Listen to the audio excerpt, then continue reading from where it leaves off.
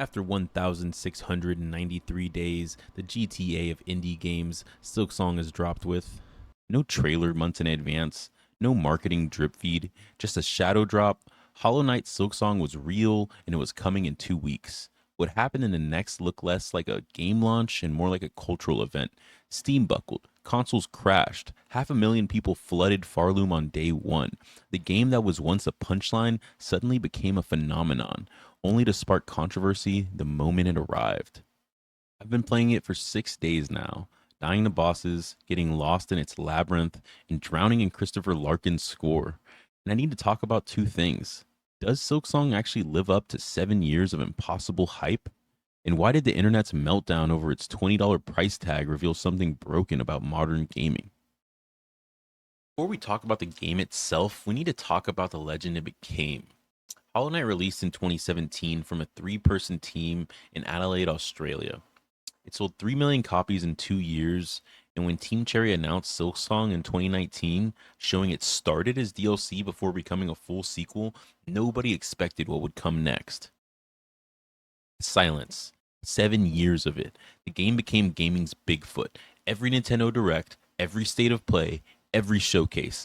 Fans would spam Silksong in the chat, each time putting on their clown makeup when it didn't appear. It spawned an entire YouTube channel that uploaded daily for over 1,600 days just to say there's no news. Reddit created elaborate conspiracy theories about hidden messages in Team Cherry's sporadic tweets, and then Gamescom 2025. No fanfare, no months-long marketing campaign, just September 4th, 2 weeks. The industry wasn't ready. Other indie developers scrambled to delay their games. Necrosoft pushed back Demon School, explicitly stating September will be Silksong's moment. Games journalists complained about not getting review codes, and when September 4th hit, the entire digital gaming infrastructure buckled under the weight of millions trying to download a 9 gigabyte game simultaneously. But was it worth the wait? It's been 84 years. You know that feeling when you boot up a game you've been waiting years for, and there's this moment of fear? What if it's bad? What if it can't possibly live up to what you've built up in your head? The main menu loads, that familiar Team Cherry art style, Christopher Larkin's string swell, and then you're dropped into Farloom as Hornet. And within 30 seconds, all that fear evaporates. Start with what matters most in a Metroidvania, how it feels to move. Hornet isn't the knight, she's faster, more aggressive, more vertical, that diagonal pogo that everyone's complaining about.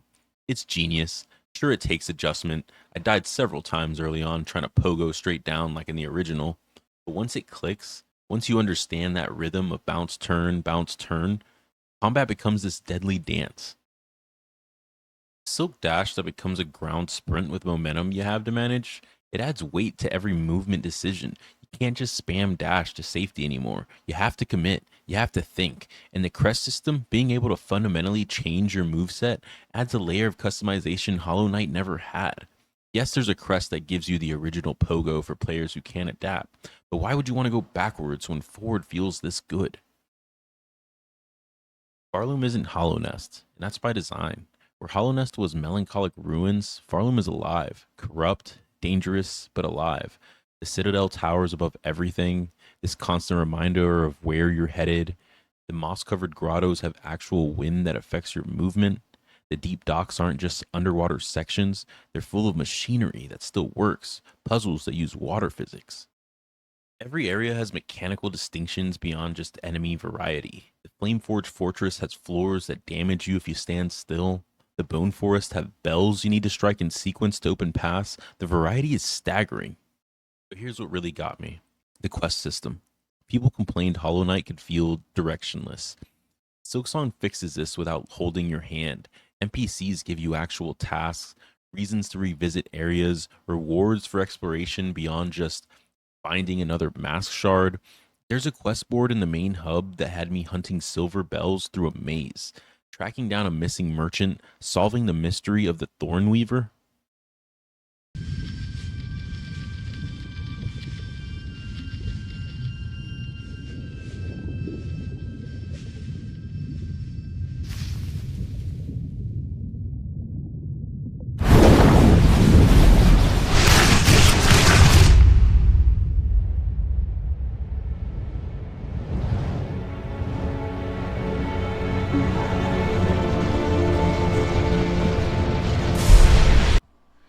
Tell me I'm not the only one who thought that cutscene felt amazing. But let's talk about the bosses. Everyone talks about the Mantis Lords being Hollow Knight's best fight. We'll meet the Clockwork Dancers, two mechanical warriors that fight to a literal beat. Phase 1, they attack in unison. Phase 2, the rhythm speeds up. Phase 3, they split their patterns and you're weaving between them in this frantic ballet where one mistake means death. Or how about the Moss Mother, who starts as this slow, lumbering thing you think will be easy until she splits into dozens of smaller versions that swarm you from every angle? Or Lace, your rival throughout the game, who has 3 different encounters that escalate in complexity each time. Yes, every boss has 2 phases minimum. Yes, that means the first phase sometimes feels like a formality once you've learned it, but when phase 2 kicks in and the music swells and you're down to your last mask, frantically looking for an opening to heal, that's when Silksong shines. That leads me right into the difficulty, and we can address that elephant in the room. This game is harder than Hollow Knight. Not unfairly hard, but it expects you've played the original. Most enemies do 2 masks of damage, healing opportunities are scarcer, benches are slightly further apart. But here's the thing, it's training you. Every death taught me something. Every boss has tells, patterns, openings. This game gives you the tools. You just need to learn to use them. When I finally beat Seth after 15 attempts, it wasn't because I got lucky. It was because I'd learned every tell, every safe spot, every opening. If you thought Hollow Knight was hard, you're gonna struggle here. But if you thought Hollow Knight was easy, like I did, this is the challenge you've been waiting for. Now let's talk about why the industry is having a freak out over this game's success. Silksong cost $20. $20 for a game that took 7 years to make, has 15 to 30 hours of content depending on your completion level and competency, and over 200 enemy types, 40 plus bosses, and polish that puts a $70 AAA release to shame. And developers, they were furious about it. I've seen indie developers argue that Team Cherry has poisoned the well. They've set an impossible standard, that they're hurting other indies by not charging more. One developer on Blue Sky actually said, and I quote, Team Cherry does a disservice to the industry and other developers pricing Silksong so low. A disservice to the industry by charging a fair price. Another developer complained that they were planning to charge $20 for their smaller Metroidvania, and now they don't know what to price it because Silksong makes their game look overpriced. Others suggested Silksong should have been $40 minimum.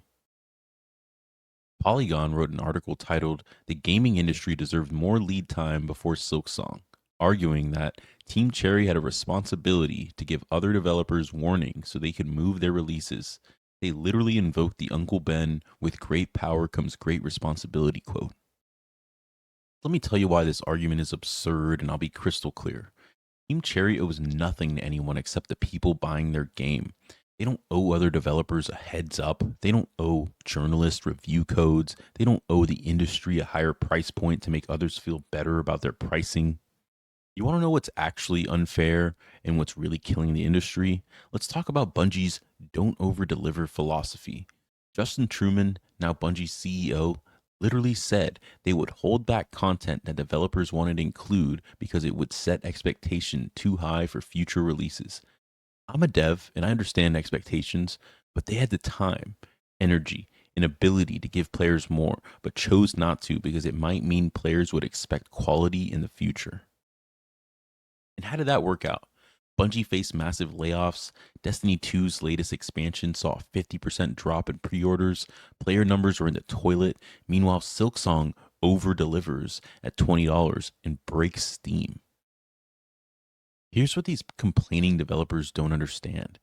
Silksong's $20 price tag isn't hurting them. It's helping them. When a massive anticipated game launches at $20, players can afford to buy other games.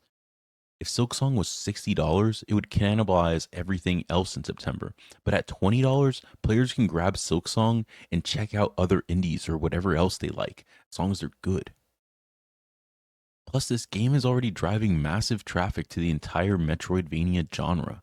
Hollow Knight is back in the top 5 on Nintendo's eShop. Other Metroidvanias are seeing increased sales as players finish Silksong and want more. Team Cherry's price isn't charity, it's smart business. Lower barrier to entry means more players, more word of mouth, more long term success. It's the same reason the game has regional pricing as low as $2 in some countries. Accessibility creates an audience. Okay, before we dive into the Shadow Drop controversy, we need to talk about one of the most telling reactions to Silksong's release.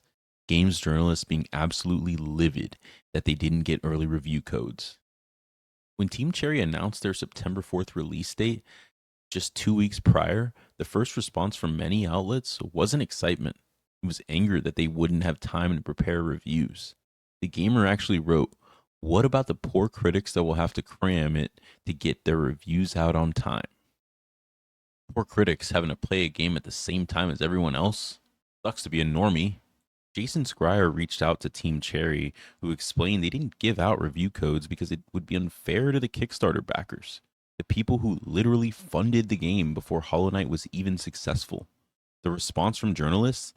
That sounds like a weird reason to me. These people are so far removed from reality that this doesn't even come to a surprise to anyone anymore. Games media has become so accustomed to special treatment that they view equality as oppression. They genuinely believe that their deadlines, review schedules, and opinions matter more than the people who actually funded the game's existence. Team Cherry's decision was brilliant. By not giving early access to anyone, they prevented the usual cycle of leaked footage, spoiler filled previews, and pre release hot takes that often poison a game's launch. Everyone experienced Silksong together at the same time, forming their own opinions without influence. And you know what? The game still has over 51,000 Steam reviews at 91% positive. Turns out you don't need media gatekeepers to tell people a game is good. They can figure it out themselves.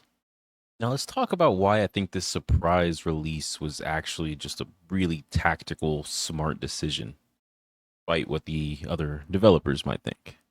By announcing just 2 weeks before launch, Team Cherry created a perfect storm of hype. 7 years of anticipation compressed into 14 days of pure excitement. No drawn out marketing campaign to get sick of. No delayed release dates to kill momentum. No time for the hype to turn toxic. And you know what? The proof is in the numbers. There's 587K concurrent players on Steam. Digital storefronts crashed all around the world, and there was an estimated 5 million copies sold in the first week across all the platforms. Then there's the competition argument. Developers are complaining that they should have had warning to move their releases or just completely missing the point. This isn't collaboration, it's competition. If your game can't compete with Silksong, that's not Team Cherry's problem to solve. One developer even said Team Cherry should care about the success of their peers in a competitive space. But that's exactly backwards. Competition drives innovation. Iron sharpens iron. Silksong's quality and price should inspire others to do better, not beg for protection from comparison. Imagine if every developer had to coordinate releases to avoid stepping on toes. We'd have 12 games a year, all mediocre, overpriced, and all protected from any forces of the market.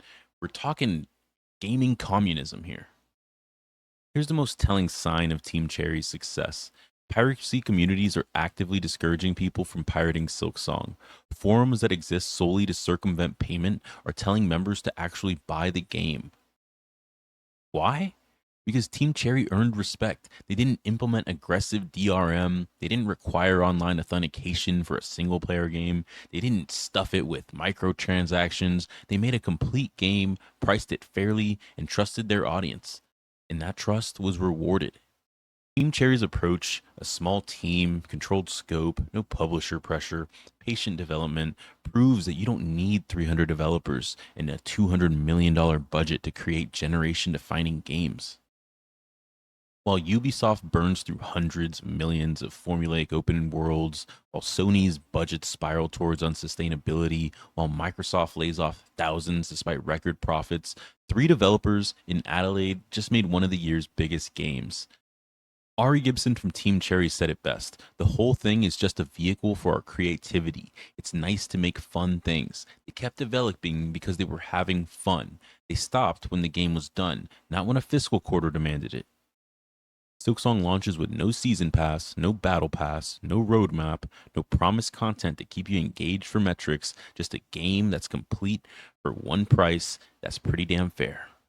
While Destiny asks for $100 plus yearly to stay relevant, while live services launch broken with promises to fix them later, Silksong proves players still hunger for complete experiences. We don't want hamster wheels, we want games. And most importantly, Silksong succeeds because Team Cherry never forgot who they're making games for, not shareholders, not other developers, not journalists, players. Every decision, from the price to the surprise release to refusing review codes, prioritized the player experience over industry convenience, and players rewarded that respect with one of the most successful launches in indie history. So, after more than 40 hours in Farloom, here's the real breakdown. First, the good. Movement feels so fluid that Hollow Knight 1 honestly plays like the tutorial now. The boss fights, they had me screaming at my monitor, but in that good, I can't wait to try again way. The world is so beautiful, I actually died mid screenshot more times than I care to admit. Christopher Larkin's music doesn't just slap, it backhands you harder than Radiance on Steel Soul mode. There's more content here than most $70 AAA releases. And the best part, it runs flawlessly, even on a toaster of a PC. And lastly, if you're bad at games, you're not going to love this at first. There's no easy mode, there's no accessibility toggle that lets you button mash through. And honestly, it makes every other Metroidvania on the market look overpriced in comparison. It's time to give this a score. This game is made by three people that embarrasses most AAA studios. It respects your time, your intelligence, and your wallet. It's complete at launch. Imagine that. No battle pass, no roadmap, no we'll fix it later. Just a game that works, looks gorgeous, sounds incredible, and plays like developers actually give a damn. It's not the greatest game ever made. It's not going to change your life, but an industry full of $70 broken promises and don't over deliver philosophy, Silksong is proof that somewhere out there, developers still remember why we fell in love with games in the first place.